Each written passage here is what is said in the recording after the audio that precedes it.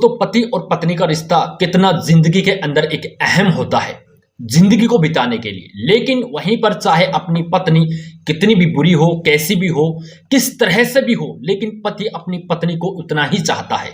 यहां तक कि अगर किसी से बात करे, किसी से को दूसरे को चाहने लगे तो उनके रिश्ते में एक भारी दरार पड़ जाती है। लेकिन आज की यह कहानी उससे कहीं ज्यादा अलग है। इस कहानी को अगर आप लोग सुनोगे तो आप कहोगे आखिरकार यह हो ही कैसे सकता है, जहां पर एक पति अपने एक दोस्त को, अपने एक मित्र को पत्नी के पास में सुहाग रात मनाने के लिए लाता है कि मैं मेरा दोस्त के साथ में तुम्हारी सुहाग रात मनाने वाला हूं। दोस्तों, जब इस कहानी को मैं आप लोगों को सुनाने वाला हूं तो आप लोग भी इस कहानी को सुनकर हक्के बक्के रहने वाले हो। इसलिए मैं आप लोगों से गुजारिश करूंगा कि आप लोग इस कहानी को पूरा देखें, एंड तक जरूर देखें। दोस्तों, मेरा नाम है शाहरुख और आज की ये सच्ची घटना मैं आप लोगों को सुनाने जा रहा हूं बिहार के पटना की, जहां पर एक लड़का होता है जिस लड़के का नाम है प्रेम। और प्रेम एक मिडिल फैमिली से था, ना कि कोई भारी फैमिली से। तो प्रेम की शादी होती है एक संगीता नाम की लड़की से। जब वो संगीता नाम की लड़की को ब्याह कर लेता है अपने घर पर, वो उसे लेकर आ जाता है, रहते हैं। फिर से दोबारा उस पत्नी को वो लेकर जाता है तो उसका दोस्त उसको मिलता है और कहता है, यार तुम्हारी शादी हो चुकी है और तुमने मुझसे वादा किया था कि मैं अपनी पत्नी की सुहागरात तुम्हारे साथ मनाऊंगा, तो तुम क्या ऐसा करोगे? तो कहता है, यार देखिए, मैंने अगर तुमसे वादा किया है और तुमने भी मुझे अपनी पत्नी के पास में बुलाया था, तो ऐसे क्यों नहीं हो सकता? मैं तुम्हें क्यों नहीं बुलाऊंगा? तो इसी तरह से उसे बुलाता है। दोनों पहले शराब पीते हैं, बैठकर नशा करते हैं। नशा करने के बाद में उस पत्नी के पास में यानी प्रेम के घर पर दोनों दोस्त पहुंच जाते हैं। रात का समय होता है, कुछ सामान भी खरीदते हैं, उसका दोस्त भी उसकी पत्नी को सामान खरीदता है। और जब दोनों रूम के अंदर पहुंच जाते हैं, पहुंचने के बाद में पत्नी से बातचीत करते हैं एक दो, और पत्नी से प्रेम कहता है संगीता से, देखिए जिस्म अलग है लेकिन जो हम मेरा दोस्त है ये पंकज और मैं दोनों की एक ही जान, आप समझ लीजिए। बस हम दोनों का एक शरीर ही अलग है, वरना हम दोनों एक ही हैं। जब इन बातों को सुनती है तो संगीता कहती है, तुम कहना क्या चाहते हो? तो इस बात को सुनकर प्रेम है वो कहता है कि आज ये सुहाग रात मेरा दोस्त तुम्हारे साथ में मनाने जा रहा है, तो तुम इसके साथ में खुशी से रहना, अच्छे से रहना। आज की पहली रात ये मेरा दोस्त तुम्हारे साथ में मनाएगा। लेकिन जब इस बात को संगीता सुनती है तो संगीता की आंखें गुस्से में एकदम से लाल हो जाती हैं और उसके पैरों तले से मानो जमीन ही खिसक रही हो। इस तरह से उसका दिल फटाव हो रहा था। पत्नी इस काम को करने से प्रेम को स्पष्ट मना कर देती है, कहती है कि मैं यह काम हरगिज नहीं करूंगी। लेकिन प्रेम को गुस्सा आ जाता है, क्योंकि नशे में तो थे ही। पत्नी को इतनी बुरी तरह से मारता है कि उसको होश नहीं रहता है, पत्नी बेहोश हो जाती है। पत्नी को दोनों दोस्त पटक कर वहीं पर चले जाते हैं, घर से निकल जाते हैं रात को।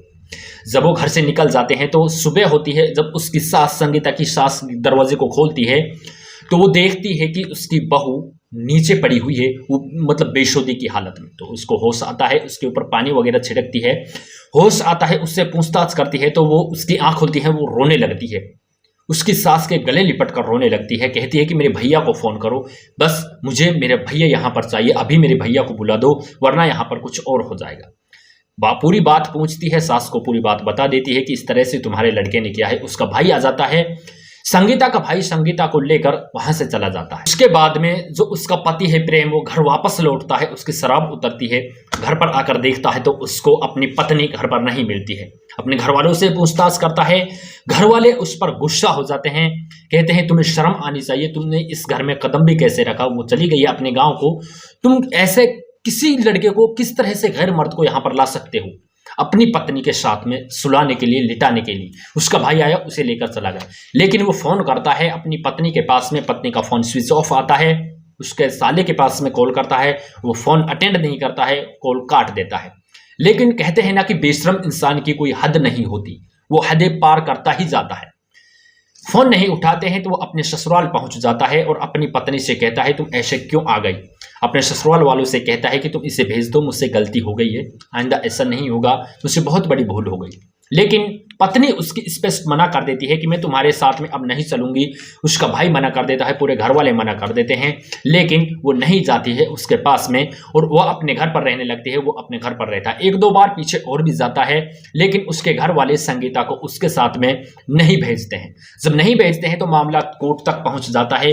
कोर्ट से दोनों पति और पत्नी को तलाक मिल जाते हैं। प्रेम है वो तो शराबी था ही, उसने शराब पी पी कर अपना पूरा घर बर्बाद कर दिया। एक फूटी कौड़ी तक उसके पास में नहीं मिला।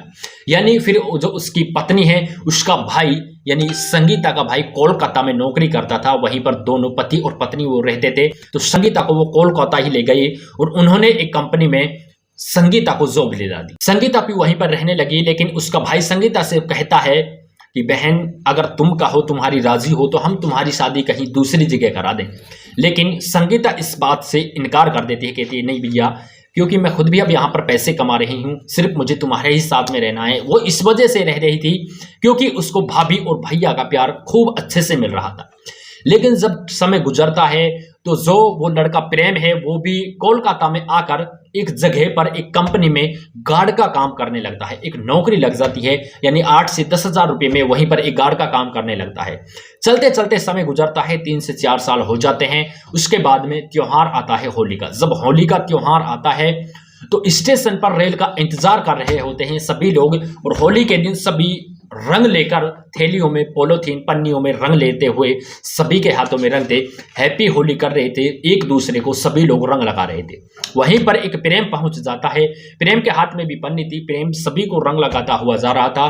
लेकिन अचानक से उसके सामने 2 लड़कियां और एक लड़का उसके सामने आ जाता है, और वो क्योंकि कलर में थे पहचान नहीं पा रहे थे, तो एकदम से लड़की के गालों पर वो रंग को लगा देता है, और इस तरह से ही वो लड़की उस प्रेम के गालों पर रंग लगा देती है। लेकिन एक दूसरे को पहचान नहीं पाते हैं। जब एक दूसरे की नजर मिलती है, नजर मिलते ही दोनों एक जगह पर खड़े हो जाते हैं, पहचान जाते हैं, हाँ ये मेरा पति प्रेम है, और प्रेम पहचान जाता है कि ये मेरी पत्नी संगीता है। दरअसल में वो थे, संगीता का भाई था, संगीता की भाभी थी, और एक जगह पर वो संगीता थी। तीनों अपने घर पर होली के त्योहार पर जा रहे थे। लेकिन वो जब पहचान जाते हैं तो उनसे कहता है कि उसका जो साला होता है उससे दुआ सलाम करता है और उनसे माफ़ी साफ़ी मांगता है। उस पन्नी को भी वहीं पर पटक देता है कि कैसी होली, देखिए मुझसे गलती हो गई, आप यहाँ पर ना जाएं, मुझे ऐसे छोड़ कर ना जाएं, आप मेरे साथ में चलें, इस तरह से रिक्वेस्ट करने लगता है।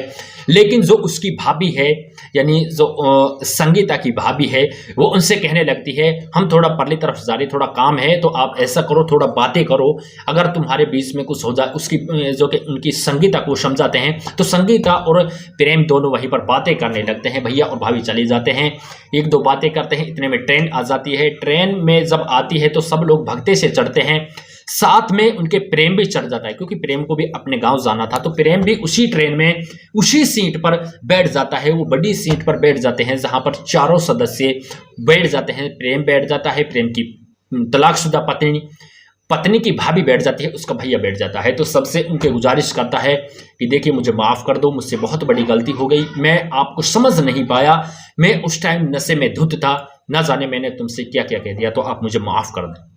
लेकिन जब उनकी भैया और भाभी से बातें करता है, काफ़ी रिक्वेस्ट करता है, हाथ जोड़ता है, रोने लगता है, तो उसके भैया और भाभी कहते हैं चलो कोई बात नहीं, लेकिन हम हमारी बहन से पूछेंगे, अगर हमारी बहन राज़ी होगी तो हम तुम्हारे साथ में भेज देंगे, क्योंकि तुमने जो मेरी बहन के साथ में किया है वो अच्छा नहीं किया है, बहुत बड़ी गलती की है, ये कोई छोटी गलती नहीं है। जब इस बात को सुनते हैं तो स्टेशन आ जाता है। स्टेशन आता है तो प्रेम वहां पर उतरता नहीं है। प्रेम कहता है कि प्लीज़ मुझे तुम्हारे साथ चलना है, तुम्हारे गांव चलना है, मैं तुम्हारे साथ ही चलूँगा। प्रेम जो संगीता का भाई है वो उसे ले जाता है, कहता है कि चलो तुम मेरे साथ चलो। सब साथ में जाते हैं, ससुराल पहुंच जाते हैं। तलाकशुदा जो पत्नी का मायका है वहीं पर पहुंच जाते हैं। सारे घर वाले देखकर उसे आश्चर्यचकित होते हैं। वहीं पर होली का त्यौहार मनाते हैं, लेकिन उनसे क्योंकि वो रिक्वेस्ट कर रहा था, तो रिक्वेस्ट करने के बाद में संगीता के घर वाले मान जाते हैं, संगीता मान जाती है। राजीव जी उसको विदा करते हैं, और जब वो विदा करते हैं तो प्रेम है वो अपनी माता के पास में कॉल लगाता है और कहता है कि माँ मैं तुम्हारी बहू को लेकर आ रहा हूँ, जो पहले तलाक हो चुका था, अब उसी बहू को मैं लेकर आ रहा हूँ, हम होली का त्यौहार अच्छे से मनाएंगे, तुम तैयार रहना, तुम कुछ किसी तरह से मतलब पूरी तरह से तैयारी रखना। उसकी माँ है खुशी से फूट उठती है, खुशी से झूम उठती है। और जब दोनों जाते हैं तो उसकी माँ जब उनको देखती है तो वो भी देखकर हक्की बक्की रह जाती है कि मेरी बहू आ गई, बड़ी राजी होती है, बड़ी खुश होती है। लेकिन इस तरह से दोनों का फिर से तालमेल हो जाता है, दोनों अपनी ज़िंदगी को जीने लगते हैं। दोस्तों, इस कहानी को सुनकर आप लोगों को कैसा लगा? ये एक पारिवारिक कहानी है, अपनी फैमिली की पारिवारिक कहानी है, जिसमें किसी भी घर वाले के सामने एक दूसरे के मतभेद होते हैं। तो यार, एक दूसरे के मतभेद जब बातें भी होती हैं तो इस तरह से नहीं करना चाहिए, बातों को वहीं पर सुलह कर लेना चाहिए। लेकिन काश कोई किसी ही पति ने अपनी पत्नी के साथ में ये गंदी हरकत की होगी कि अपने दोस्त को लाकर अपनी पत्नी के साथ में बॉयफ्रेंड जो कि सुहागरात बनाने के लिए। दोस्तों, इस कहानी में आप लोग किसकी गलती मानते हैं? संगीता की मानते हैं? क्या संगीता ने सही किया प्रेम के साथ में? ये प्रेम ने जो किया वो कैसा व्यवहार था? आप लोग कमेंट सेक्शन में जरूर बताएं। यूट्यूब चैनल पर नए हैं तो चैनल को सब्सक्राइब कर लें।